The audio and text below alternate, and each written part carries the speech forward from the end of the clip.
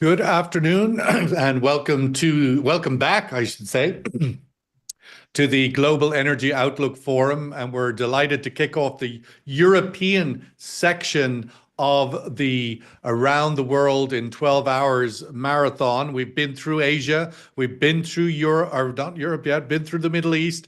And the general tone seems to be, from a market energy demand point of view, a kind of a bearish sentiment in Asia. Don't look to us, as you have for the last 30 years, to build up on that incremental demand growth. We may not be there this year. The feeling in the Middle East, well, regardless, we're powering ahead, maximum energy production, whether it be renewables, whether it be oil and gas, the traditional energy source out of the Gulf and the Middle East, but it's maximum energy production on all fronts across the Middle East, with lots of capex being spent on hydrogen, on oil and gas, on renewables, on solar, on even more nuclear power generation in the region expected. So maximum energy production, full steam ahead in the Middle East and the Gulf. Now in Europe, let's kick off with two amazing interviews, and we're delighted to start the European section with Kristina Haverkamp, Managing Director of the German Energy Agency. Welcome, Kristina. Welcome, Sean. Great to see you again. Thank you so much.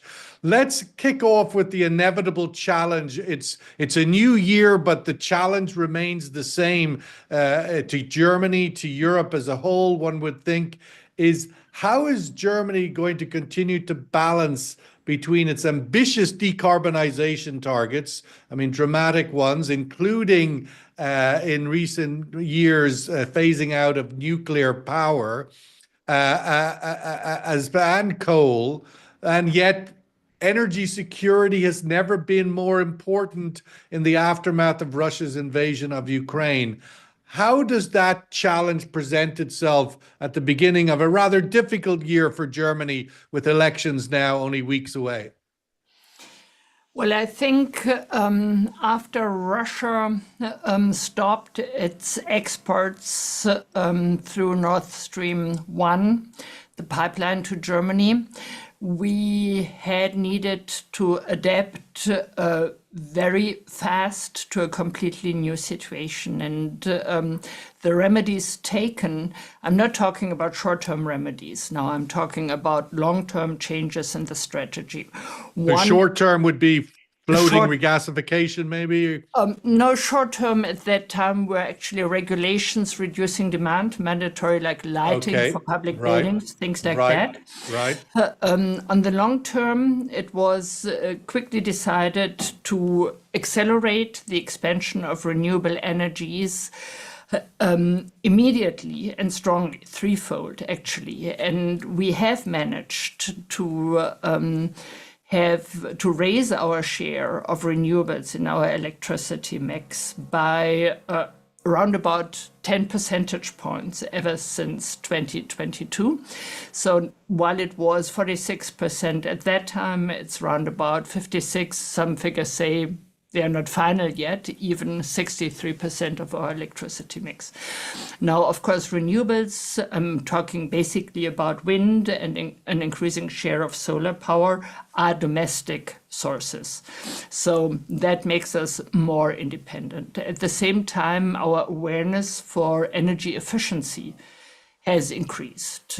I would say energy saving or energy efficiency, reduction of final energy consumption is still not sufficiently taken into account in Germany, in particular as regards the building sector and as regards the transport sector. I think many other countries, especially in Europe, also have to deal with these challenges.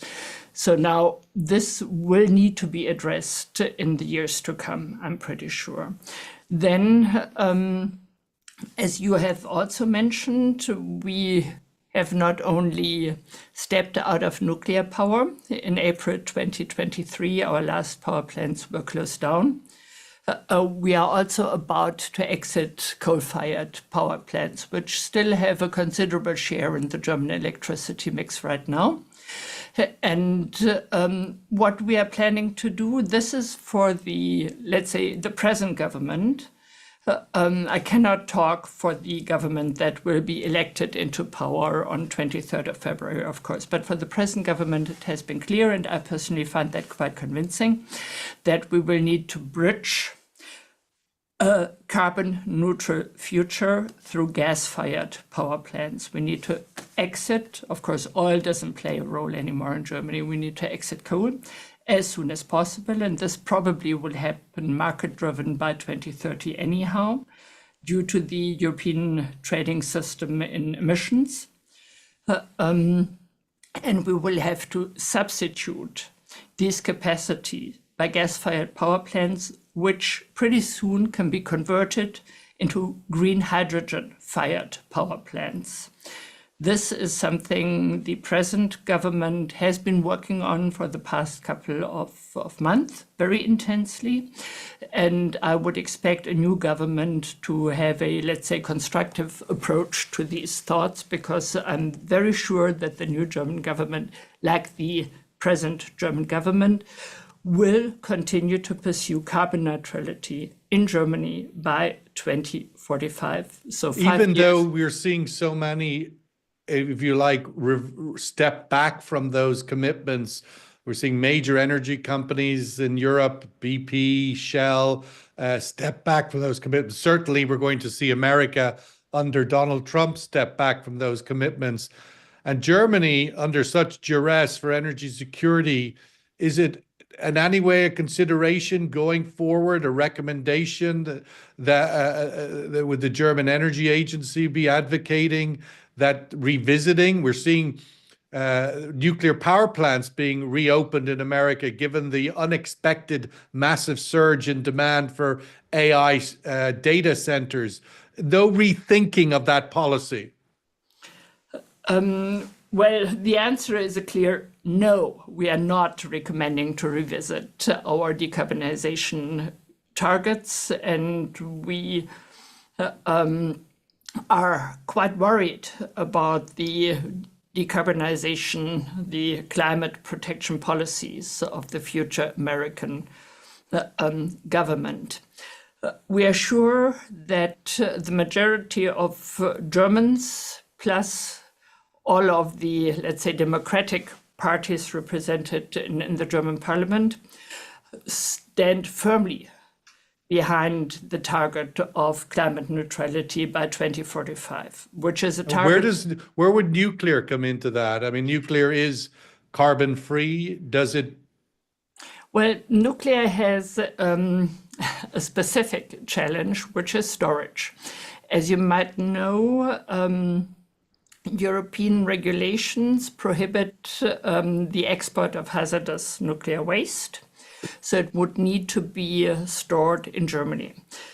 We have been trying for ages to find a consensus on where to store our highly hazardous nuclear waste. We have not succeeded. And my personal view on this is, as long as we do not have a solution for a storage problem, it would not be responsible to reignite nuclear power plants. But yet Germany is importing nuclear generated electricity from France. Well, we are also importing when the weather conditions make it cheaper for us to do that. We are also importing electricity from Poland or the Czech Republic, where coal still plays a major role in electricity production. The fact that the European Union has pretty much an internal market for electricity, I think, is a very important reason for us having security of supply in this community. And a prerequisite for that is that we accept each other's choices as far as energy policy and in particular the electricity mix is concerned.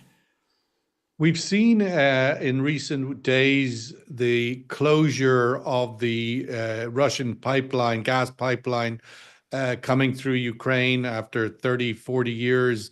The contract was not renewed, a 5-year contract between Ukraine and Russia, which has put a number of European countries in Central Europe under some duress about crisis preparedness, if you like, for the winter that is turning out to be very cold.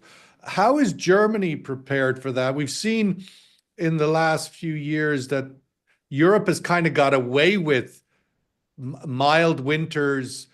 The sort of changes that have come on the back of the Ukraine war have been also kind of supplemented, if you like, by mild winters. Now we have a really cold winter. Is Germany really made the changes necessary to sort of insulate itself from dependency and the exposure to Russia's, the absence of Russian gas? Well, when you ask about Europe, I think that's a pretty broad question. The Ukrainian pipeline has been supplying, in particular, Slovakia and Austria. But of course, they're going to have to draw on other supplies in the European pipeline network now, which, as you're doing, drawing electricity from neighboring countries. Yes, absolutely. However, we are not only drawing electricity or gas from neighboring countries. For us, the shock already came in the autumn of 2022, when Nord Stream 1 was closed down. We are not supplied by the Ukrainian pipeline. So in this winter, we needed to take fast action. And what we did was we built up an LNG infrastructure. First, 4 floating LNG terminals. Now we are about to build 2 stationary LNG terminals. This has enabled us to source gas from all over the world. And gas, there is a global market for LNG, as of course you know. These days, we do source basically from European countries, Norway, Netherlands, Belgium. But we also buy from the United States, from Qatar. United Arab Emirates will be a supplier. Mm-hmm. So we are diversifying. And I think this has been our solution to the threats. Diversification first of energy suppliers, but also of energy carriers, moving from gas into electricity, for example, heat pumps in buildings. And you also have, we must bring up the survey question because 15 minutes goes so quickly around here. We bring up the survey question. You also have, as you mentioned, that Nord Stream 1 is closed, but that pipeline system still exists. Nord Stream 1, 2, and however the configuration after the explosion and so forth, but it's still present. It's still a functioning supply potential. As we look at a year ahead where Donald Trump has strongly signaled his unwillingness to continue to support a war in Ukraine, or the Ukrainians to fight a war, the possibilities looking like we might get some kind of stabilization. Is there a vision for Germany to restart those pipelines? I don't think there is, actually. What is the most important feature of a supplier is reliability and predictability. And Russia has proved itself as unreliable and unpredictable. It has proved to abuse its,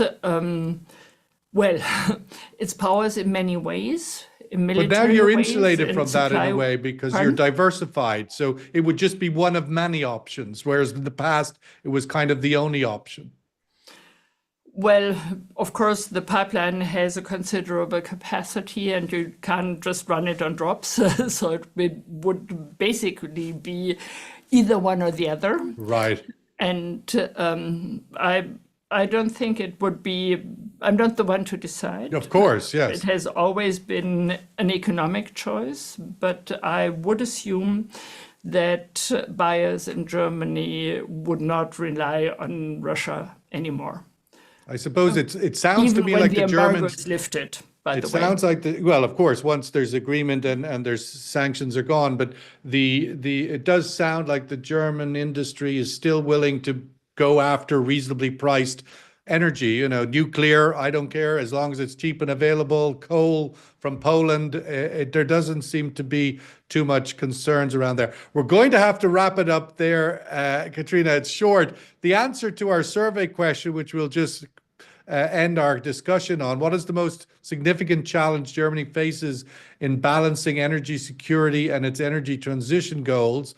The number one, as you just mentioned, ensuring stable energy supply while phasing out coal and nuclear. Stable, reliable is the key in all things in life, and most importantly in energy. Thank you so much. It's an absolute pleasure. The most important economy in Europe. The next guest might argue that Norway is, but Kristina Haverkamp, Managing Director of the German Energy Agency. Thank you, Kristina, for kicking off the European section of the Global Energy Outlook Forum. Thanks a lot. It was a pleasure. Thank you. Thank you, Kristina. Absolute pleasure. We will now invite our second interview to turn on his camera and come to the virtual stage. Jarand Rystad, CEO of Rystad Energy, who needs no introduction, but is a global leader in many different fields of energy, and we welcome him to the stage. Thanks for Jarand is there. I can't see him, but maybe it's just me. Is Jarand with us? Jarand is in the attendees. If he can accept, please, when he is being promoted in the panel section. For me to accept him? He is in the attendees section, but I'm accepting him, promoting him Can to do the. Can you get me now? You have to accept when I ask you to promote the panelists, so you can move to the. Join? Yes, I do. Yes, that's great. Thank you.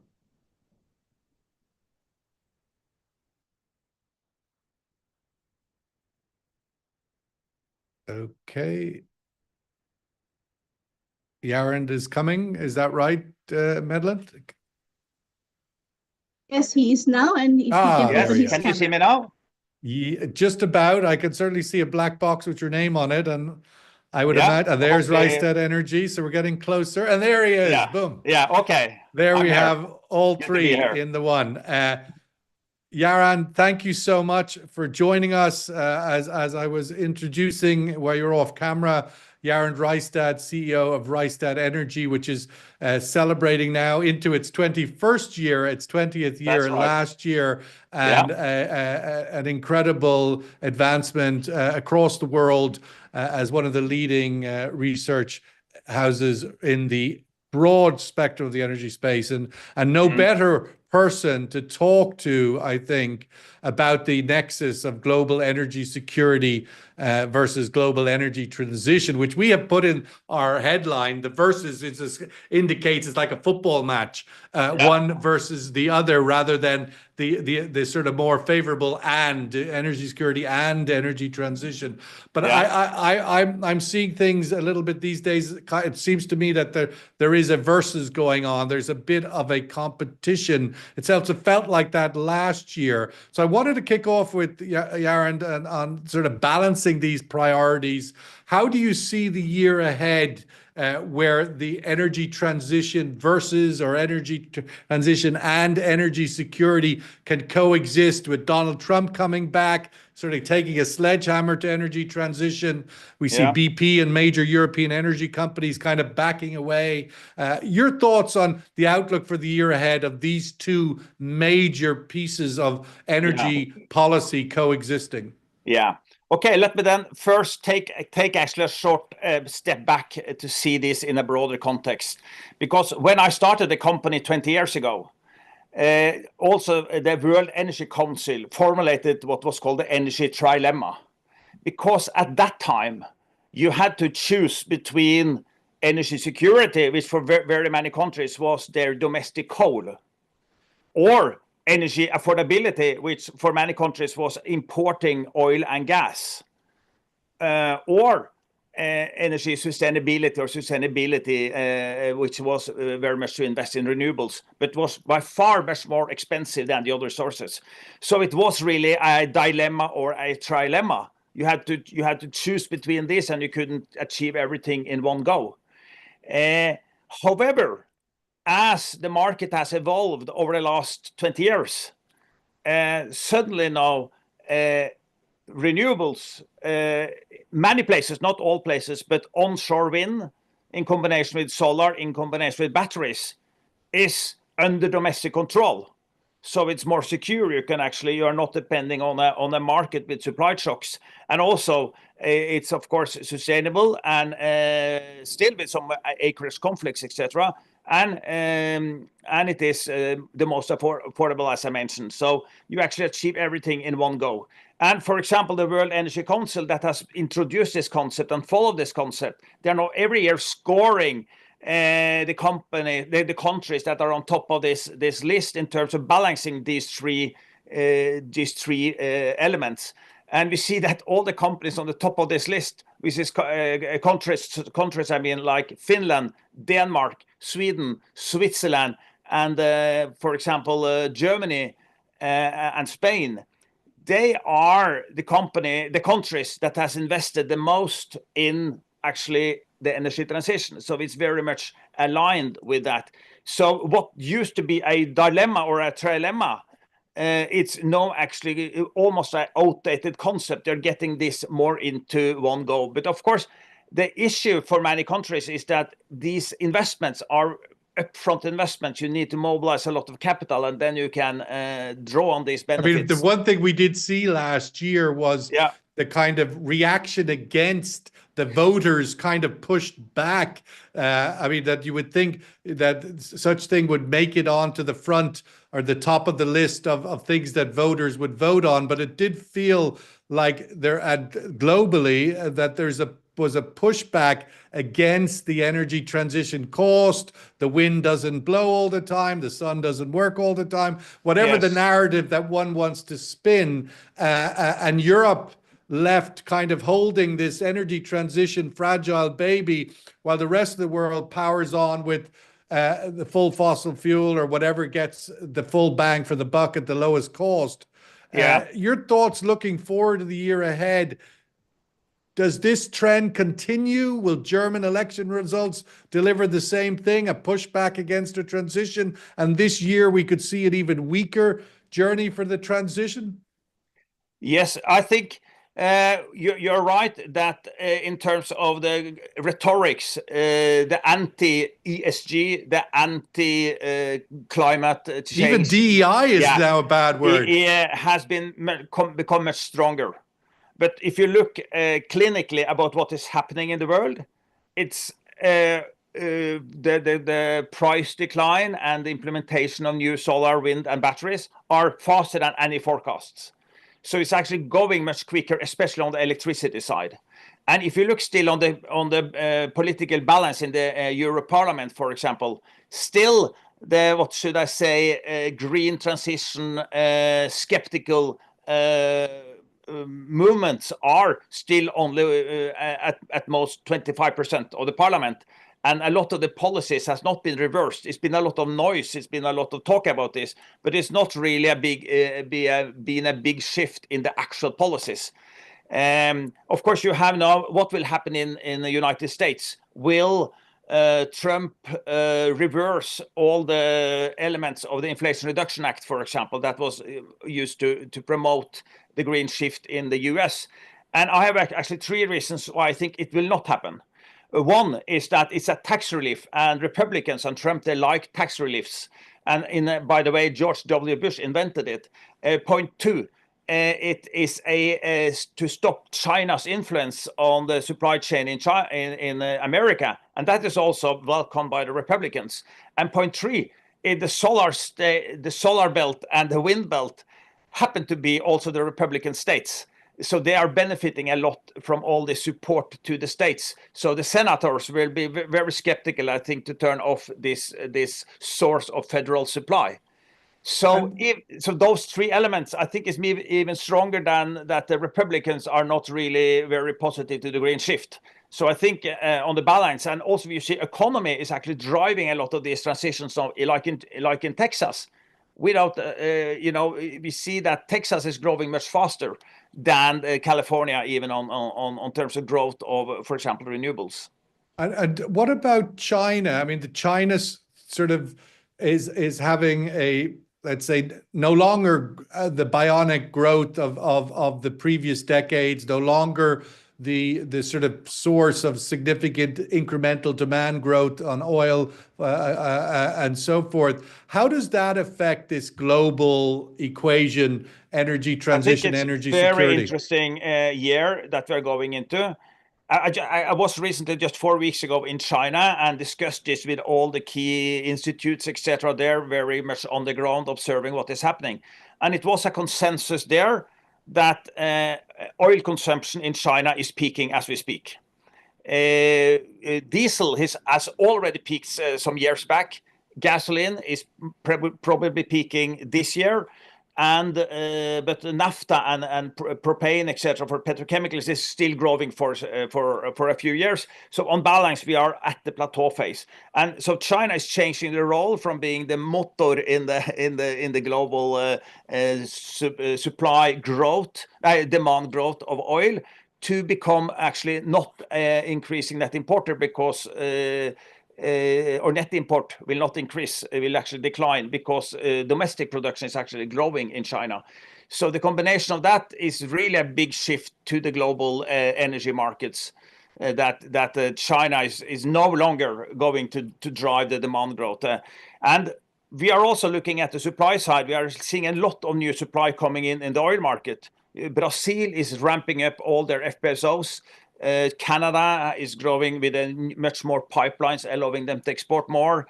Norway is coming in with quite some new fields. Guyana is growing with their FPSO portfolio. So in total, non-OPEC is growing by 1.7 million barrels per day.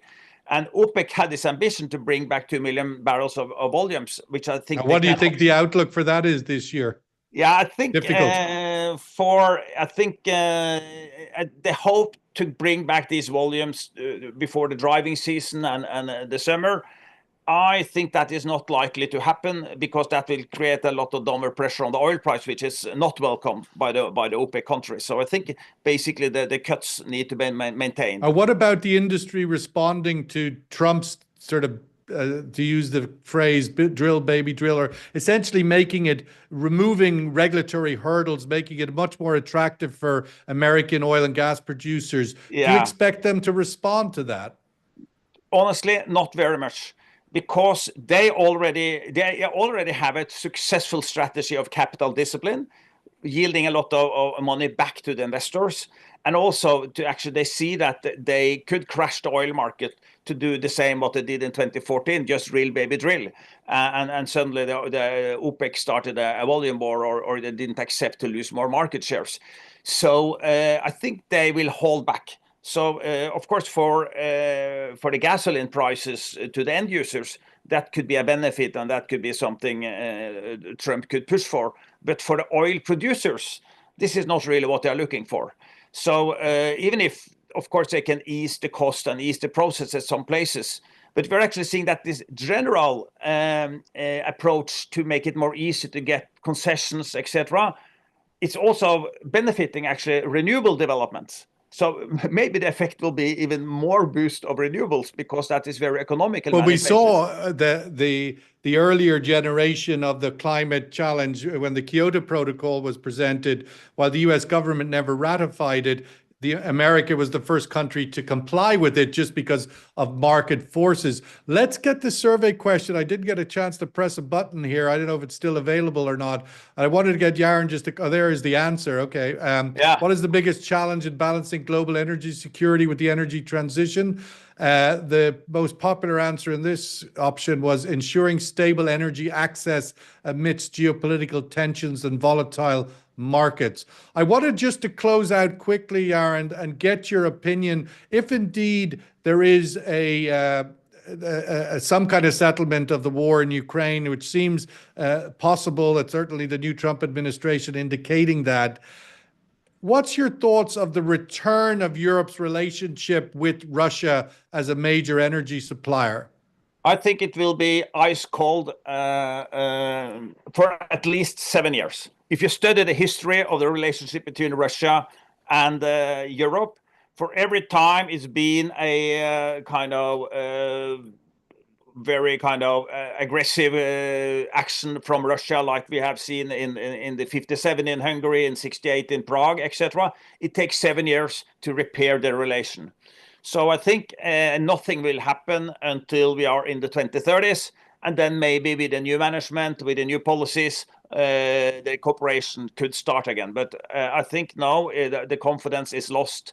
And will be, with a few exceptions of some regions in Eastern Europe, I think it will be very little trust in Russia as an energy supplier. And Europe has learned to live without that much faster and more efficiently than anyone would believe. Of course, Norway is doing its best to serve Europe with the Norwegian gas, and we have a lot of new LNG terminals are developed, which is diversification of supply, which is also part of the energy security, which has been very successful in Europe over the last 2 years. Well, we're going to have to wrap it up there as we have our next session, just getting on the virtual stage with looking at the top 3 trends impacting the direction of oil markets on another virtual stage. So we have to come off this one. But Jarand Rystad, CEO of Rystad Energy, thank you so much for joining us today on this Global Energy Outlook Forum, our kickoff session for Europe. Really great. And again, happy 21st birthday, I suppose. That's another big one in popular culture, at least. Thank you so much and have a great day.